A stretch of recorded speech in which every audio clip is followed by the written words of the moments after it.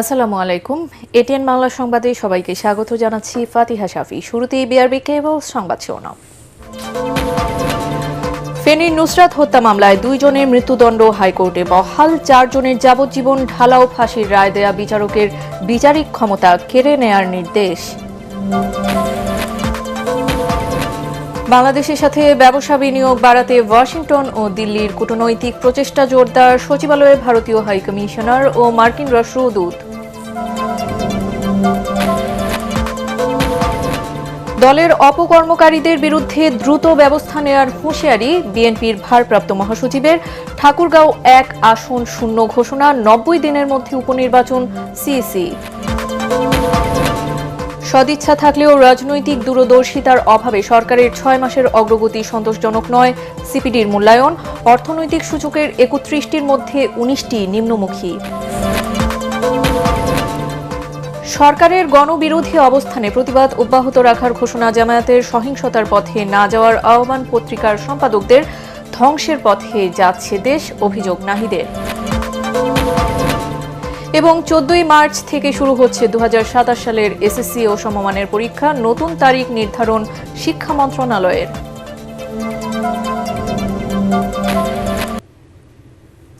এতক্ষণ শুনছিলেন বিআরবি কেবল সংবাদ শিরোনাম, এবারে পুরো সংবাদ। ফেনীর সোনাগাজীতে বহুল আলোচিত মাদ্রাসা শিক্ষার্থী নুসরাত হত্যা মামলায় সাবেক অধ্যক্ষ সিরাজউদ্দৌলা সহ 2 জনের মৃত্যুদণ্ড বহাল রেখেছে হাইকোর্ট। একই সাথে অন্য 4 আসামির সাজা কমিয়ে যাবজ্জীবন কারাদণ্ড দেয়া হয়। এছাড়া নিম্ন আদালতে মৃত্যুদণ্ডপ্রাপ্ত 10 আসামিকে খালাস দেন হাইকোর্ট।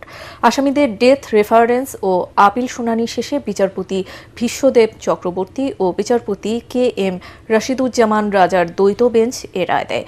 এ সময় ঢালাওভাবে রায় দেয়ায় সংশ্লিষ্ট নিম্ন আদালতের বিচারকের বিচারিক ক্ষমতা কেড়ে নেয়ারও আদেশ দেন উচ্চ আদালত। হুমায়ুন চিস্তির রিপোর্ট। নারী ও শিশু নির্যাতন দমন আইন সংক্রান্ত মামলাগুলো হাইকোর্টে অগ্রাধিকার ভিত্তিতে শুনানির জন্য গত 10 জুন বিশেষ বেঞ্চ গঠন করে দেন প্রধান বিচারপতি।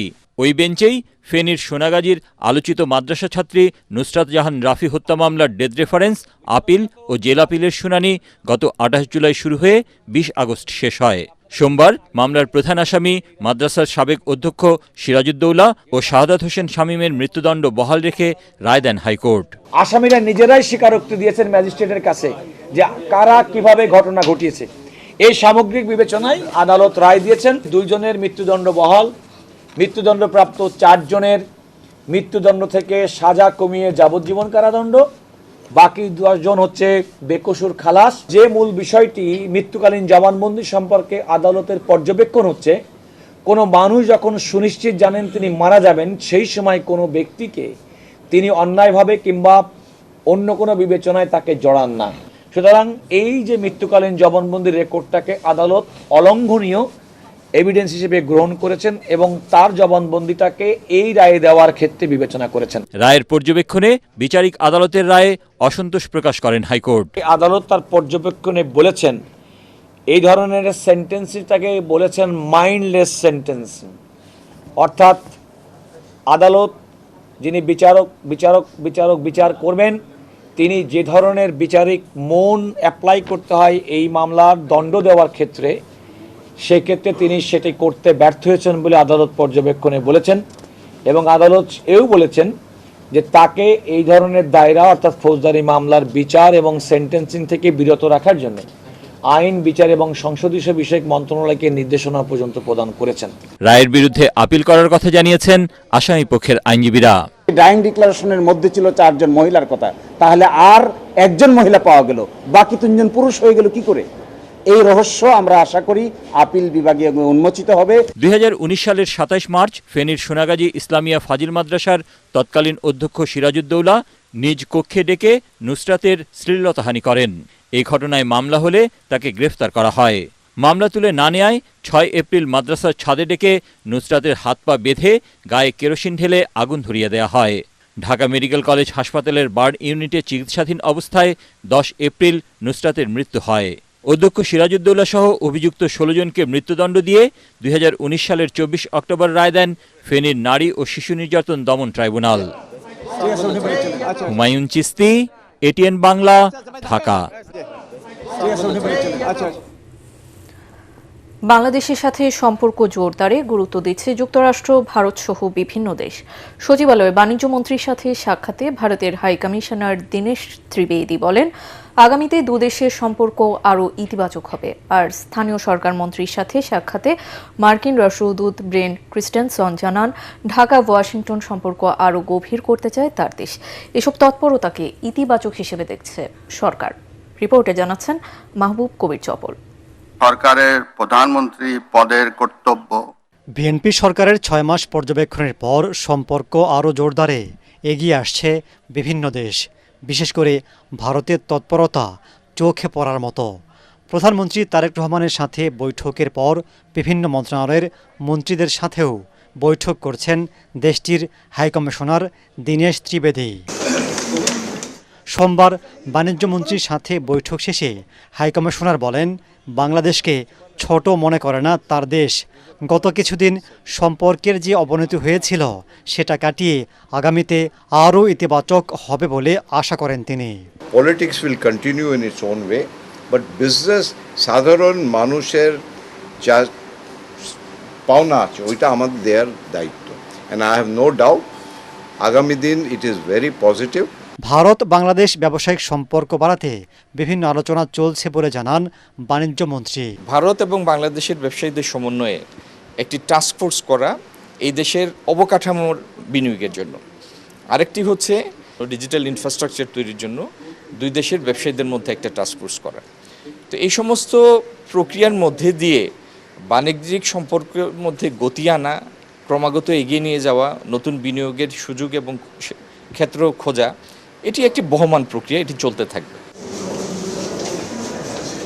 এদিন সচিবালয়ে স্থানীয় সরকার মন্ত্রী ও প্রতিমন্ত্রীর সাথে বৈঠক করেন মার্কিন রাষ্ট্রদূত ব্রেন্ট টি ক্রিস্টেনসন। পরে সাংবাদিকদের স্থানীয় সরকার প্রতিমন্ত্রী জানান, বাংলাদেশে বিভিন্ন খাতে বিনিয়োগে আগ্রহী যুক্তরাষ্ট্র, সম্পর্ক আরও এগিয়ে নিতে চায় আমেরিকা। সামনের দিকে আমরা বাংলাদেশ সরকার এবং মার্কিন সরকার ঐক্যবদ্ধভাবে কাজ করব। এবং আমি আবারও রিপিট করছি, আমাদের ওয়াটার সাপ্লাই, ওয়েস্ট ম্যানেজমেন্ট এবং রিনিউয়েবল এনার্জিগুলোতে তারা আমাদের পিপিপি মডেলে সহযোগিতা করার ব্যাপারে আশ্বস্ত করেছেন এবং এ ব্যাপারে পরবর্তীতে আমাদের অফিসিয়ালি সেক্রেটারি লেভেলে এবং ওনাদের দায়িত্বশীল ব্যক্তিরা আবার বসবেন এবং কথা বলবেন। ধন্যবাদ। একই সাথে চীন ও বাংলাদেশের বিভিন্ন সেক্টরে বিনিয়োগে আগ্রহী বলে জানান প্রতিমন্ত্রী। মাহবুব কবির চপল, এটিএন বাংলা, ঢাকা। পাকিস্তান, তুরস্ক ও সৌদি আরবের যৌথ নিরাপত্তা চুক্তির ব্যাপারে ঢাকারও আগ্রহ রয়েছে বলে জানিয়েছেন নবনিযুক্ত পররাষ্ট্র প্রতিমন্ত্রী হুমায়ুন কবির। পররাষ্ট্র মন্ত্রণালয়ে দায়িত্ব নিয়ে প্রথম কার্যদিবসে গণমাধ্যমকে এক ব্রিফিংয়ে তিনি বলেন, ন্যাটোর আদলে করা এই প্রতিরক্ষা চুক্তির ব্যাপারে বাংলাদেশ ইতিবাচক। সবার আগে বাংলাদেশ নীতিকে সামনে রেখেই মানুষের কল্যাণে বিশ্ব দরবারে দেশকে তুলে ধরতে চান বলেও জানান তিনি। এ সময় নিজের ব্রিটিশ নাগরিকত্ব নিয়ে ওঠা প্রশ্নের সমালোচনা করে প্রতিমন্ত্রী বলেন, তিনি বাংলাদেশেরই নাগরিক। মক্কা ডিফেন্স প্যাক্টে তো আমরা আগ্রহ প্রকাশ করছি, বললাম তো বাংলাদেশ এখন ইজ এই কান্ট্রি অফ রেকগনিশন এবং একটা আগ্রহ আছে ইসলামিক নেশনসের মধ্যে একটা সিকিউরিটি প্যাক্ট হয়, তাহলে এখানে তো আর অস্বাভাবিক না যাওয়া। I don't think there is anybody that will question my Bangladeshism and my stand. দেশের পক্ষে যারা অবস্থান নেয়, এই সমস্ত যারা মিডিয়া আছে, যারা দেশবাসী আছে, রাজনৈতিক নেতৃবৃন্দ আছে, এখন আমরা সবাই মিলে ইনশাআল্লাহ এই দেশকে এগিয়ে নিয়ে যাব। বর্তমান বৈশ্বিক জ্বালানি সংকট পরিস্থিতিতে সৌদি আরবকে বাংলাদেশের পাশে থেকে সহযোগিতার আহ্বান জানিয়েছেন রাষ্ট্রপতি মির্জা ফখরুল ইসলাম আলমগীর। ঢাকায় নিযুক্ত সৌদি রাষ্ট্রদূত ডক্টর আবদুল্লাহ জাফর এইচ বিন আবিয়া বঙ্গভবনে সৌজন্য সাক্ষাৎ করলে এ আহ্বান জানান নবনির্বাচিত রাষ্ট্রপতি। রাষ্ট্রপতি হিসেবে দায়িত্ব গ্রহণের জন্য সৌদি বাদশাহ সালমান বিন আব্দুল আজিজ ও ক্রাউন প্রিন্স মোহাম্মদ বিন সালমানের পক্ষ থেকে মির্জা ফখরুল ইসলাম আলমগীরকে অভিনন্দন জানান রাষ্ট্রদূত। এ সময় বাংলাদেশি হজ যাত্রী ও হাজিদের কষ্ট লাঘবে মিনায় গোসলখানা ও শৌচাগার সুবিধা উন্নয়নে সৌদি সরকারকে আহ্বান জানান রাষ্ট্রপতি। এ বিষয়ে যথাযথ ব্যবস্থা নেওয়ার আশ্বাস দেন রাষ্ট্রদূত। একই সাথে বাংলাদেশ থেকে অগ্রাধিকার ভিত্তিতে আরও জনশক্তি নেওয়ার আহ্বান জানান রাষ্ট্রপতি মির্জা ফখরুল ইসলাম আলমগীর। বৈঠকে সৌদি বাদশাহ ও ক্রাউন প্রিন্সকে সুবিধাজনক সময়ে বাংলাদেশ সফরের আমন্ত্রণ জানান মির্জা ফখরুল ইসলাম আলমগীর। দায়িত্ব নেওয়ার পর এটি প্রথম কোনো বিদেশি কূটনীতিকের সঙ্গে রাষ্ট্রপতি মির্জা ফখরুল ইসলাম আলমগীরের প্রথম সাক্ষাৎ। এদিকে রাষ্ট্রপতির সাথে বঙ্গভবনে সাক্ষাৎ করেন প্রধান বিচারপতি জুবায়ের রহমান চৌধুরী।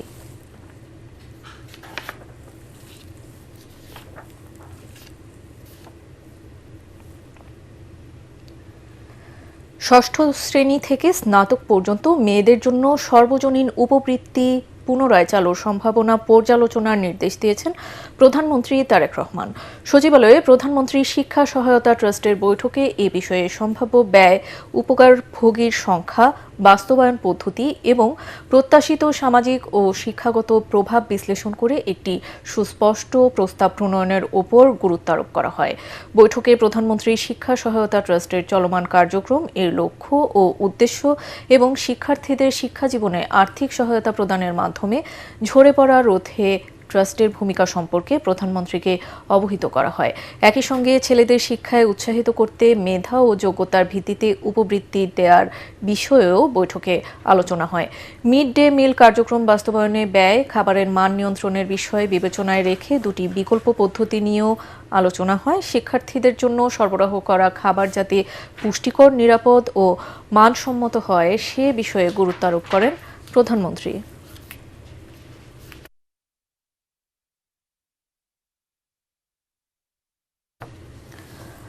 প্রধানমন্ত্রী তারেক রহমানের সভাপতিত্বে মন্ত্রিপরিষদের সভা অনুষ্ঠিত হয়েছে। সচিবালয়ে মন্ত্রিপরিষদ সভাকক্ষে এ বৈঠক অনুষ্ঠিত হয়। এতে বিশেষ গুরুত্ব দিয়ে বিদ্যুৎ ও জ্বালানি পরিস্থিতি নিয়ে আলোচনা হয় বলে জানা গেছে। এতে মন্ত্রী, প্রতিমন্ত্রী, সংশ্লিষ্ট মন্ত্রণালয়ের সচিবরা উপস্থিত ছিলেন। মন্ত্রিসভায় যুক্ত হওয়ার নতুন সদস্যরাও মন্ত্রিপরিষদের সভায় অংশ নেন।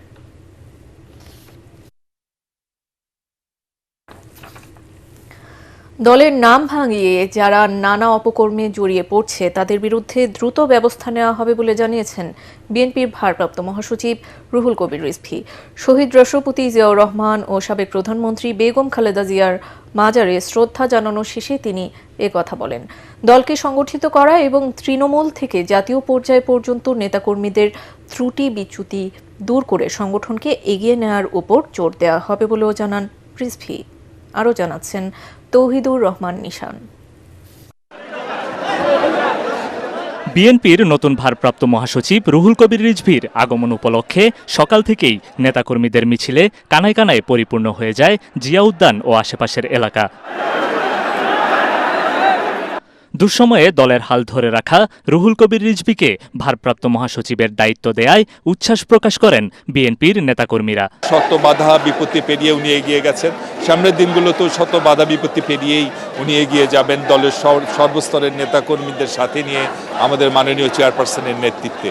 মাননীয় প্রধানমন্ত্রী তারেক রহমান একজন পরীক্ষিত নেতাকর্মীকে ভারপ্রাপ্ত মহাসচিব করেছেন, এই জন্য আমরা আনন্দিত এবং গর্বিত। ত্যাগী নেতার মূল্যায়নের মধ্য দিয়ে আবার প্রমাণিত হলো যে বিএনপি অলওয়েজ ত্যাগী নেতাদের পক্ষে, এবং তার এই মূল্যায়নের মধ্য দিয়ে বাংলাদেশের নেতাকর্মীরা উজ্জীবিত হয়েছে। মাঠ পর্যায়ের নেতাকর্মীরা আমরা আনন্দিত, গর্বিত এবং আমরা খুশি হয়েছি। দুপুরে শহীদ রাষ্ট্রপতি জিয়াউর রহমান ও সাবেক প্রধানমন্ত্রী বেগম খালেদা জিয়ার মাজারে শ্রদ্ধা জানানো শেষে নতুন ভারপ্রাপ্ত মহাসচিব বলেন, দলের নাম ভাঙিয়ে যারা নানা অপকর্ম করছে তাদের বিরুদ্ধে দ্রুত ব্যবস্থা নেওয়া হবে। বিভিন্ন অনৈতিক কর্মকাণ্ডে থাকতে পারেন, তাদেরকে বলবো যে 5ই আগস্টের পর থেকে দেখেছেন আমাদের চেয়ারম্যান কত শক্ত হাতে যারা দলের নাম ভাঙিয়ে নানা ধরনের অপকর্মে যুক্ত ছিলেন তাদের বিরুদ্ধে শক্ত পদক্ষেপ নিয়েছেন। সুতরাং কেউ অনৈতিক কাজ করবেন না। বিএনপির সুনাম নষ্ট করতে যেসব ষড়যন্ত্র চলছে তা প্রতিহত করতে নেতাকর্মীদের সর্বদা সতর্ক থাকার নির্দেশনা জানান তিনি। তারেক রহমান তার নতুন কিছু কর্মসূচি যেটি জনগণের মাঝে অত্যন্ত জনপ্রিয়তা লাভ করেছে, আমরা দলের নেতাকর্মীরা সেই বাস্তবায়নকে আমরা সহযোগিতা করব। আমরা সেটিকে জনগণের কাছে তুলে ধরব। এ সময় আসন্ন স্থানীয় সরকার নির্বাচনে সকল নেতাকর্মীকে ঐক্যবদ্ধ থাকার আহ্বানও জানান রুহুল কবির রিজভী। ধন্যবাদ। তৌহিদুর রহমান নিশান, এটিএন বাংলা, ঢাকা।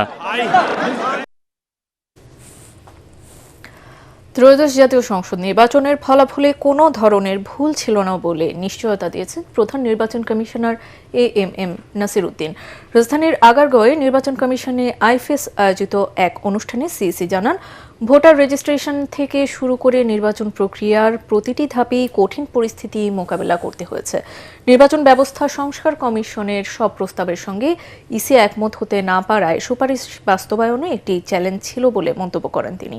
এছাড়াও রাজনৈতিক দলের নিবন্ধনের বিষয়ে তিনি বলেন, অনেক দল প্রয়োজনীয় শর্ত পূরণ না করেই নিবন্ধনের জন্য চাপ সৃষ্টি করেছিল। এদিকে ঠাকুরগাঁও 1 আসনটি শূন্য ঘোষণা করা হয়েছে। আসনটিতে উপনির্বাচন কবে হবে এমন প্রশ্নের জবাবে সিইসি বলেন, 90 দিনের মধ্যে হবে উপনির্বাচন। নানাবিধ কনসিডারেশন আছে, তো এগুলো সব বিবেচনায় নিয়ে আমরা একটা সিদ্ধান্ত নেব। তবে আশা করি এটা কিন্তু এমন না যে it will be badly delayed, এমন না, কিন্তু এটা মানে যথাসম্ভব আমরা সব কিছু বিবেচনায় নিয়ে একটা অ্যাপ্রুভেড টাইমে যাতে আমরা শুরু করতে পারি সেভাবেই আমরা ব্যবস্থা নিব। বিএনপি সরকার গুম খুনের সংস্কৃতি থেকে বেরিয়ে আসতে চায় বলে জানিয়েছেন আইনমন্ত্রী মোহাম্মদ আসাদুজ্জামান। রাজধানীর সিরডাপ মিলনায়তনে সেন্টার ফর গভর্নেন্স স্টাডিজ আয়োজিত এক অনুষ্ঠানে একথা বলেন আইনমন্ত্রী। জুলাই সনদ মানতে বিএনপি বাধ্য, একথা জাতীয় সংসদে স্পষ্টভাবে বলা হয়েছে। সরকারের বিভিন্ন কার্যক্রমের কথা তুলে ধরে আইনমন্ত্রী বলেন, প্রধানমন্ত্রীর দায়িত্ব নেওয়ার পর যেসব ব্যবস্থা নেওয়া হয়েছে তা যথেষ্ট স্বচ্ছতার সাথে করা হচ্ছে।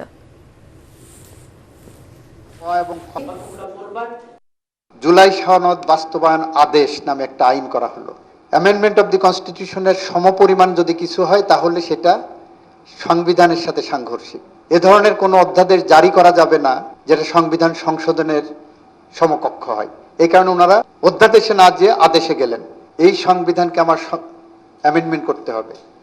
অ্যামেন্ডমেন্টের প্রক্রিয়ায় যে জুলাই সনদকে আমার সামনে রাখতে হবে, যেগুলোকে আমরা সংস্কারের জন্য স্বাক্ষর করেছি।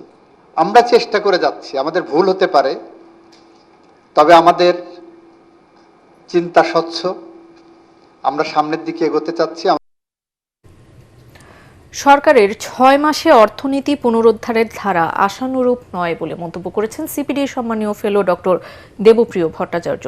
সদিচ্ছা থাকলেও রাজনৈতিক দূরদর্শিতার অভাবে সরকার সঠিক সিদ্ধান্ত নিতে পারছে না। রাজধানীর ধানমন্ডিতে সরকারের প্রথম 6 মাসের অর্থনৈতিক পর্যালোচনা নিয়ে সিপিডির সংলাপে এসব কথা বলেন ডক্টর দেবপ্রিয়। গবেষণা সংস্থাটি জানায়, 31টি অর্থনৈতিক সূচকের মধ্যে 19টি নিম্নমুখী। সেই সাথে জ্বালানি সংকটে অনেক কারখানা বন্ধ হওয়ায় কর্মহীন হয়ে পড়েছেন লক্ষাধিক মানুষ। বিস্তারিত জানাচ্ছেন সাজ্জাদ জাহান।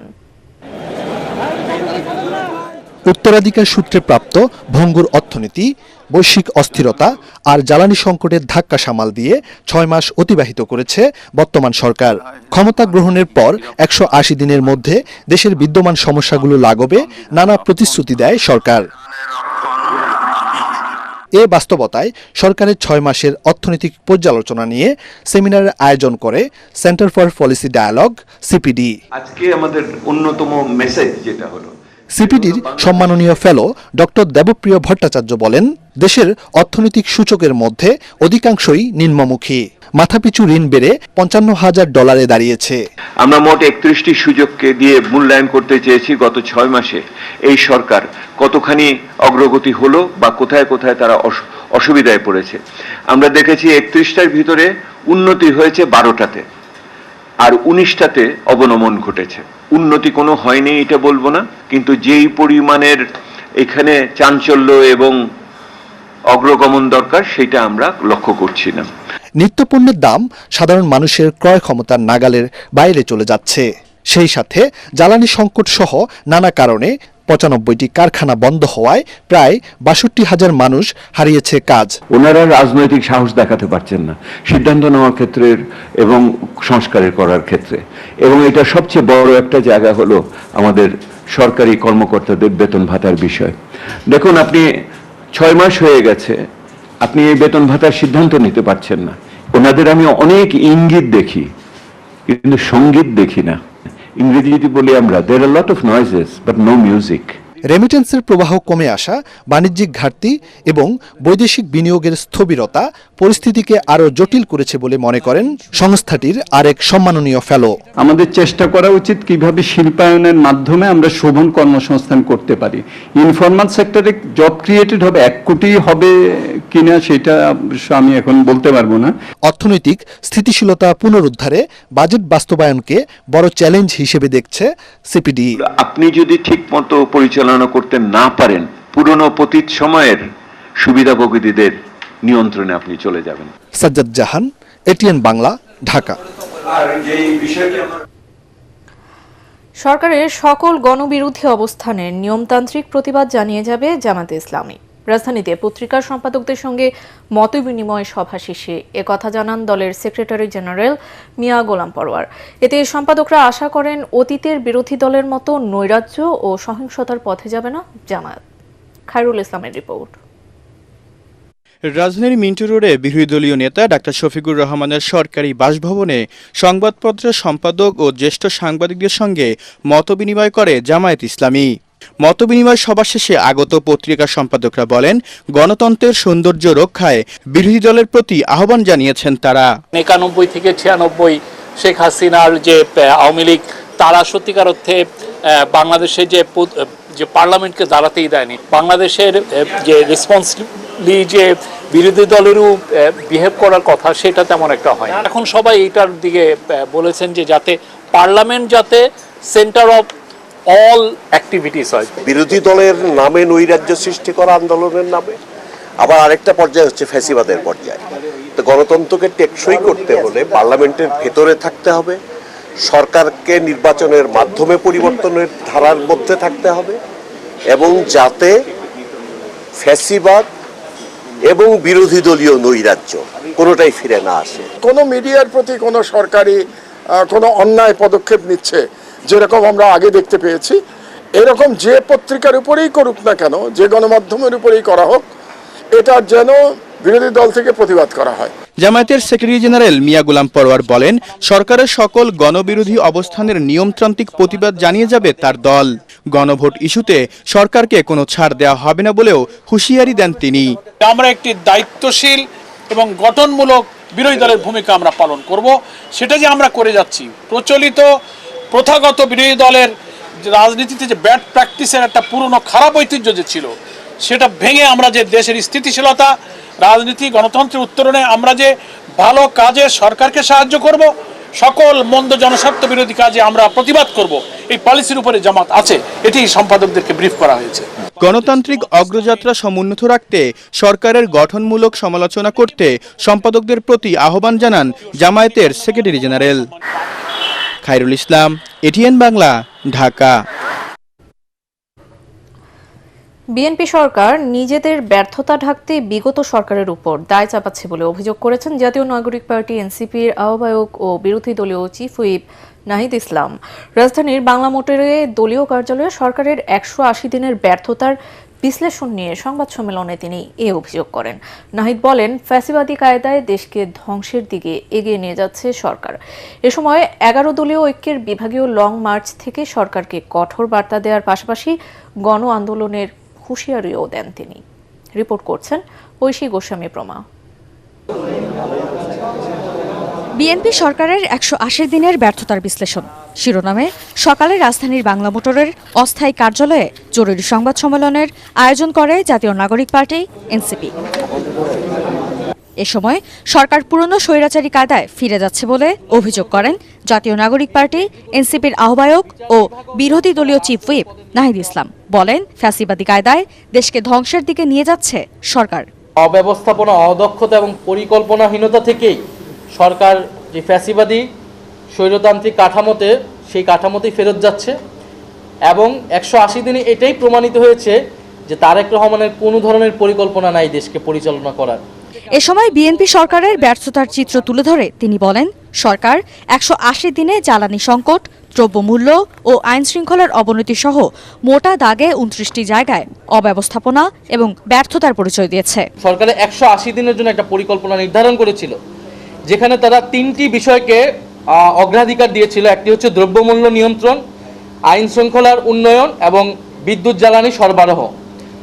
আমরা দেখতে পেলাম যে এই 6 মাসে এই যে 3টি বিষয়কে তারা অগ্রাধিকার দিয়েছিল, এই 3টি বিষয়তেই তারা কিন্তু নিদারুণভাবে ব্যর্থতার পরিচয় দিয়েছে। সামনে 11 দলীয় ঐক্যের বিভাগীয় লং মার্চ থেকে সরকারকে কঠোর বার্তা দেওয়া হবে উল্লেখ করে নাহিদ ইসলাম বলেন, আহ্বানে গুরুত্ব না দিলে দেশ জুড়ে ব্যাপক গণ আন্দোলন করা হবে। প্রেস ব্রিফিং থেকে আমরা মূলত সরকারের বর্তমান ঐশী গোস্বামী প্রমা, এটিএন বাংলা, ঢাকা। 2027 সালের এসএসসি ও সমমানের পরীক্ষা 7 জানুয়ারি শুরু করার পরিকল্পনা থেকে সরে এসেছে শিক্ষা মন্ত্রণালয়। নতুন সিদ্ধান্ত অনুযায়ী আগামী বছরের 14 মার্চ থেকে এই পরীক্ষা শুরু হবে। দুপুরে পরীক্ষার সময়সূচি অনুমোদন করেছে শিক্ষা মন্ত্রণালয়। পবিত্র রমজান, ঈদ উল ফিতর এবং অভিভাবকদের মতামত বিবেচনায় নিয়ে আগামী মার্চে এসএসসি পরীক্ষা শুরুর বিষয়ে মতামত দেন শিক্ষা বিভাগের কর্মকর্তারা। এবার সেই সময়সূচি চূড়ান্ত করা হলো। এর আগে গত মে মাসে এক সংবাদ সম্মেলনে শিক্ষামন্ত্রী আ.ন.ম এহসানুল হক মিলন এসএসসি 7 জানুয়ারি ও এইচএসসি পরীক্ষা 6 জুন করার ঘোষণা দেন। 4 হত্যার সাথে জড়িতদের গ্রেফতারের দাবিতে দ্বিতীয় দিনেও উত্তাল রংপুর মহানগর। রংপুর জিলা স্কুলের সামনে সড়ক অবরোধ করে বিক্ষোভ ও শোক র্যালি করেছে শিক্ষার্থীরা। তাদের অভিযোগ, 2 জন মানুষ 4 ব্যক্তিকে হত্যা করা অসম্ভব। এর সাথে আরও অনেকে জড়িত রয়েছে বলে তাদের ধারণা। অবিলম্বে প্রকৃত অপরাধীদের গ্রেফতার করা না হলে কঠোর আন্দোলনের হুঁশিয়ারি দেয় তারা।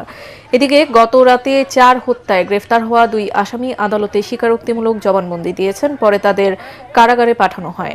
রংপুর জেলা স্কুলের অবসরপ্রাপ্ত শিক্ষক গণপতি চক্রবর্তী, তার স্ত্রী প্রীতিলতা চক্রবর্তী ও 2 সন্তান আগামী চক্রবর্তী ও আয়ুষ চক্রবর্তীর শেষকৃত্য সম্পন্ন হয়েছে।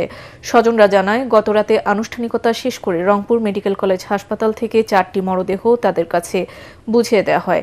পরে নগরীর দখিগঞ্জ মহাশ্মশানে দাহ কাজ শেষে চিতায় জল দিয়ে 4 জনের অস্থি নিয়ে যান স্বজনরা। বৃহস্পতিবার দিবাগত রাতে শিক্ষক পরিবারের 4 সদস্যকে হত্যা করা হয়।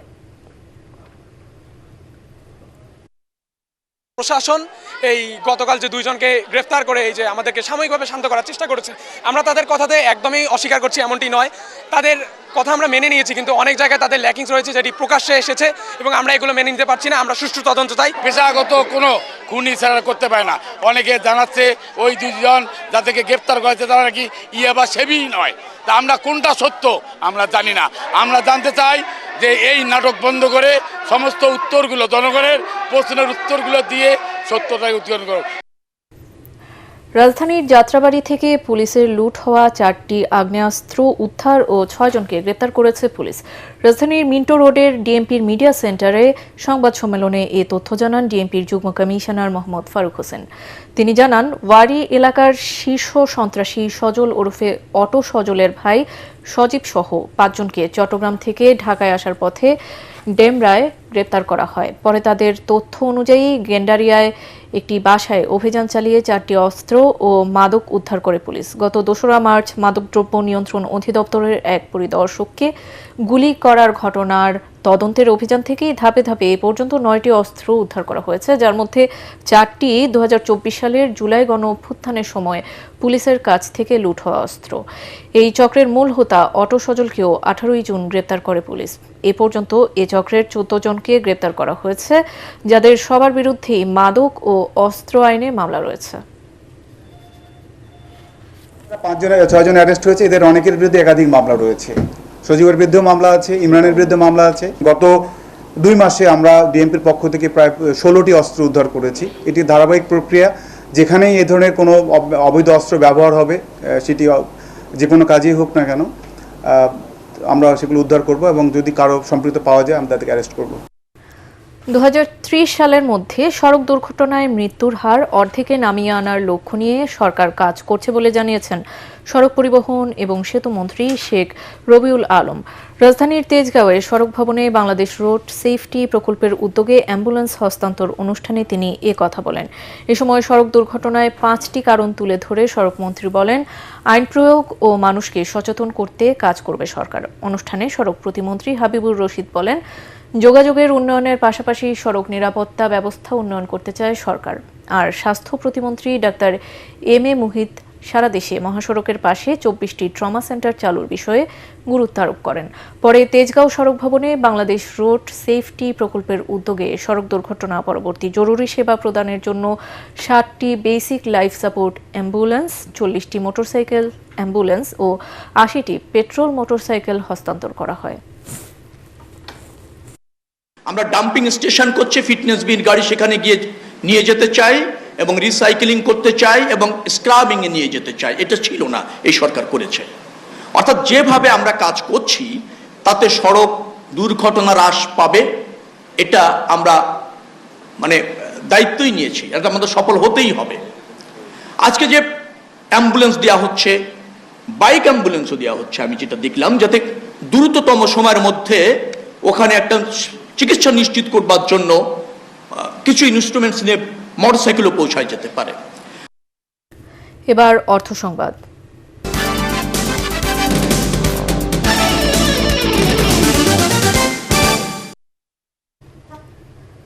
পড়াশোনার ব্যস্ততা ভুলে উৎসবে মেতেছে যশোর আদ্দিন সাকিনা মেডিকেল কলেজের শিক্ষার্থীরা।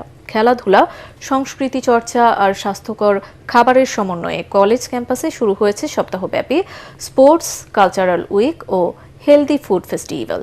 এতে অংশ নিয়েছেন বিভিন্ন বর্ষের শিক্ষার্থীরা। যশোর প্রতিনিধি তামান্না ফারজানার রিপোর্ট, জানাচ্ছেন শাম্মী ইসলাম। পড়ালেখার পাশাপাশি উৎসবের আমেজে মেতে ওঠে যশোর আদ্দিন সকিনা উইমেন্স মেডিকেল কলেজের শিক্ষার্থীরা।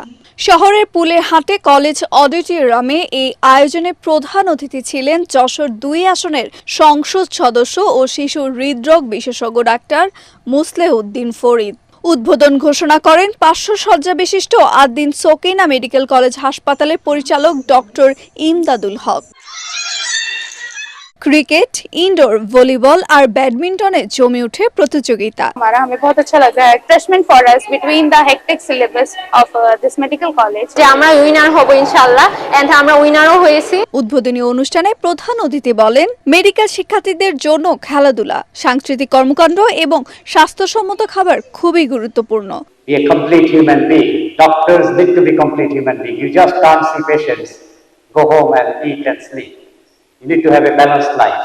Ad-din Sakina women's medical college অন্যান্য মেডিকেল কলেজ থেকে সবসময় এগিয়ে যাবে এমনটাই প্রত্যাশা করেন কলেজটির অধ্যক্ষ অধ্যাপক ডক্টর সঞ্জয় সাহা। 4টা মেডিকেল কলেজ আছে আমাদের, তাদের থেকে অবশ্যই এক ধাপ এগিয়ে থাকতে হবে। শিক্ষার্থীদের নিজস্ব সাংস্কৃতিক প্রতিফলন এমন আয়োজনকে আরো প্রাণবন্ত করে তুলবে বলে মনে করেন ডাক্তার ইমদাদুল হক। এই কালচারাল অনুষ্ঠানটা সুন্দর হোক, আমাদের টিচাররা, আমাদের স্টুডেন্টরা উপভোগ করুক। পড়াশোনার পাশাপাশি এমন আয়োজন শিক্ষার্থীদের শারীরিক ও মানসিকভাবে আরো সুস্থ করে তুলবে বলে প্রত্যাশা আয়োজকদের। Bureau report, ATN Bangla. এবার আন্তর্জাতিক সংবাদ।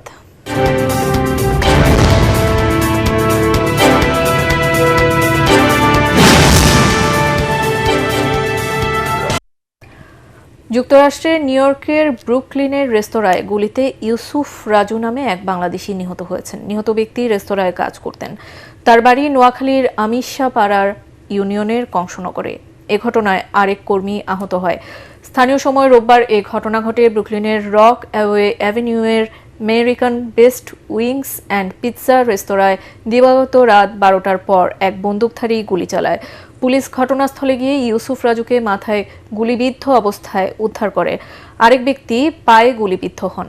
দুজনকেই স্থানীয় একটি হাসপাতালে নেওয়া হলে ইউসুফ রাজুকে মৃত ঘোষণা করেন চিকিৎসকরা। অপরজনের অবস্থা স্থিতিশীল। এ ঘটনায় জড়িত এক ব্যক্তিকে খুঁজছে পুলিশ, তবে কী কারণে গুলি চালানো হয়েছে তা এখনও জানা যায়নি। অনুষ্ঠিত হয়েছে নি হাউ চায়না রাইটিং অ্যাওয়ার্ড 2026-এর পুরস্কার বিতরণী অনুষ্ঠান। বিকেলে রাজধানীর বিশ্ব সাহিত্য কেন্দ্রে association of Bangladesh China alumni ও ঢাকাস্থ চীনা দূতাবাস আয়োজিত অনুষ্ঠানে বিজয়ীদের মাঝে পুরস্কার বিতরণ করা হয়। এতে প্রধান অতিথির বক্তব্যে চীনা দূতাবাসের কালচারাল কাউন্সিলর লি শাওপেং বলেন, তরুণ প্রজন্মের লেখকরা দুই দেশের সম্পর্ক উন্নয়নে গুরুত্বপূর্ণ ভূমিকা পালন করবে। চীনা বিশ্ববিদ্যালয়ের বর্তমান ও সাবেক শিক্ষার্থী ও কনফুসিয়াস ইনস্টিটিউটের চীনা ভাষার শিক্ষার্থীদের মাঝে প্রতিযোগিতা শেষে 3টি বিভাগে বিজয়ীদের পুরস্কৃত করা হয়। এবার খেলার খবর।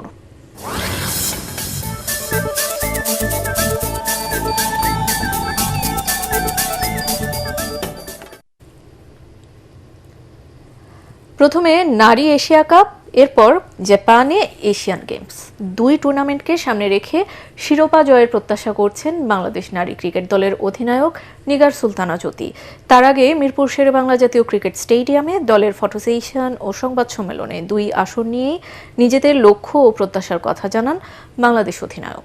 পরাগার মানের রিপোর্ট। শিরোপা জয়ের লক্ষ্যে এশিয়া কাপ এবং এশিয়ান গেমস ক্রিকেটে অংশ নিতে বুধবার ঢাকা ছাড়ছে বাংলাদেশ নারী ক্রিকেট দল। টি-20 ফরম্যাটের এশিয়া কাপের 8ম আসরের 15টি ম্যাচই হবে দুবাই আন্তর্জাতিক ক্রিকেট স্টেডিয়ামে। 28 আগস্ট থেকে 13 সেপ্টেম্বর পর্যন্ত হবে 8 দলের এই টুর্নামেন্ট। আর আগামী 19 সেপ্টেম্বর থেকে জাপানে হবে এশিয়ান গেমস। দুই টুর্নামেন্টেই শ্রেষ্ঠত্বের আশা করছেন টাইগ্রেস অধিনায়ক। এসএ গেমসে যে হয়তো আমরা ব্রোঞ্জ পেয়েছি আই গেস, যেটা চায়নাতে আমরা খেলেছি মেবি। সো দেখেন, আমাদের টিমের পক্ষ থেকে আমি বলবো যে অনেক এক্সপেকটেশন আছে মানুষের। একটা মেডেল যে নাম্বার নিয়ে আসতে পারে সেটা একটা বিষয়, এবং সেটা যদি গোল্ড হয় সেটা আরও বেশি বড় হবে।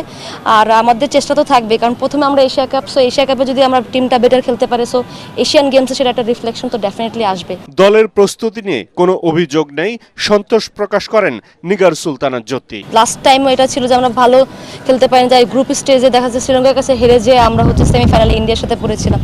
সো সেমিফাইনালটা আমরা ক্রস করতে পারতেছি না, যে কোনো জায়গায় দেখতেছেন। সো আমরা যদি সেমিফাইনালটা ক্রস করতে পারি, আমাদের ফাইনাল খেলার ইচ্ছা। সো ফাইনাল খেললে দেখা যাচ্ছে তখন একটা শিরোপা জয়ের একটা বিষয় থাকবে। এদিকে মেয়েদের খেলার সুযোগ করে দেওয়ার জন্য বিভিন্ন কৌশল কার্যকরের চেষ্টা করছে বিসিবি। বেস্ট 45 প্লেয়ার্স নিয়ে 3টা টিম করব এবং ওই 3টা টিমের ভিতরে একটা চ্যালেঞ্জ কাপ হবে, যেটা ছেলেদের ইয়েতেও আছে।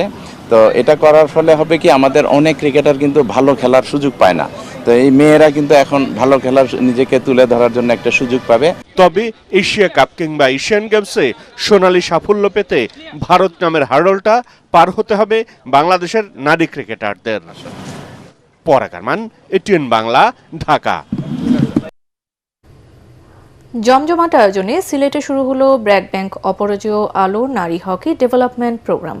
সিলেট জেলা স্টেডিয়ামে এই বিশেষ প্রশিক্ষণ ক্যাম্পে স্থানীয় 4টি শীর্ষস্থানীয় শিক্ষা প্রতিষ্ঠানের বাছাই করা 25 জন উদীয়মান নারী হকি খেলোয়াড় অংশ নেন। উদ্বোধনী অনুষ্ঠানে প্রধান অতিথি ছিলেন সিলেটের অতিরিক্ত জেলা প্রশাসক মাসুদ রানা, ব্র্যাক ব্যাংকের Sylhet regional manager Rezaur Rahman, Bangladesh hockey ফেডারেশনের নারী উইংয়ের সম্পাদক তারিকুজ্জামান নান্নু সহ অন্যান্যরা। তৃণমূল পর্যায় থেকে নারী হকি খেলোয়াড় তুলে আনা এবং তাদের দক্ষতাকে আন্তর্জাতিক মানে রূপ দেওয়ার লক্ষ্যে এই উদ্যোগ নেওয়া হয়েছে। শেষ করার আগে বিআরবি কেবলস সংবাদ শিরোনাম আরও একবার। ফেনীর নুসরাত হত্যা মামলায় 2 জনের মৃত্যুদণ্ড হাইকোর্টে বহাল, 4 জনের যাবজ্জীবন ঢালাও ফাঁসির রায় দেয়া বিচারকের বিচারিক ক্ষমতা কেড়ে নেয়ার নির্দেশ। বাংলাদেশের সাথে ব্যবসা বিনিয়োগ বাড়াতে ওয়াশিংটন ও দিল্লির কূটনৈতিক প্রচেষ্টা জোরদার, সচিবালয়ে ভারতীয় হাই কমিশনার ও মার্কিন রাষ্ট্রদূত।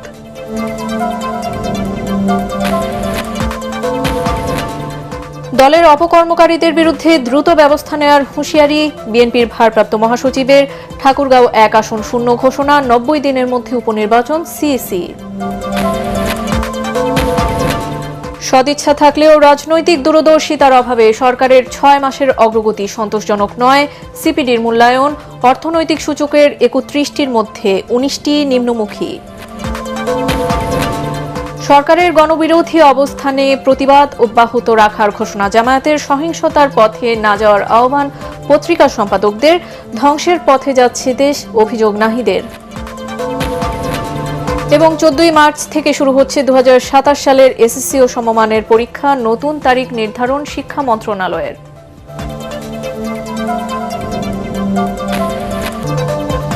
পরবর্তী সংবাদ দেখার আমন্ত্রণ জানিয়ে এখনকার মতো শেষ করছি। আর এটিএন বাংলা সংবাদ ইউটিউবে দেখতে ব্রাউজ করুন youtube/ATN বাংলা নিউজ। ধন্যবাদ।